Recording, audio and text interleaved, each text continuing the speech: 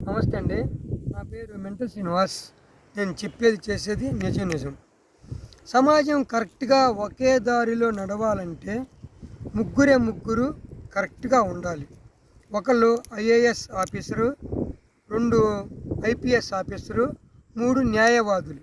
వీళ్ళు ముగ్గురు కరెక్ట్గా ఉంటే సమాజం కరెక్ట్గా నేరాలు ఘోరాలు ఏమి లేకుండా కరెక్ట్గా ఉంటుంది. కానీ వీళ్ళు కరెక్ట్గా ఉంటున్నారంటే లేదు. ఐఏఎస్ ఆఫీసర్లు, ఐపీఎస్ ఆఫీసర్లు మనం చూస్తూనే ఉన్నాం, జైలు శిక్ష అనుభవిస్తున్నారు. అవి వాళ్ళు ఎవరు? ప్రజల పక్షాన నిలబడి ప్రజల తరపున పోరాడి జైలుకి వెళ్ళిన వాళ్ళు కాదు.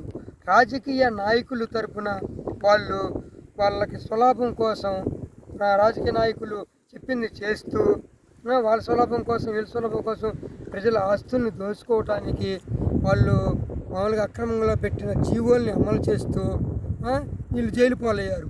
ఇవాళ ఒక్కసారి ఆలోచిస్తే వాళ్ళు కొంచెం జ్ఞానం తెచ్చుకోవాలి. ఎందుకంటే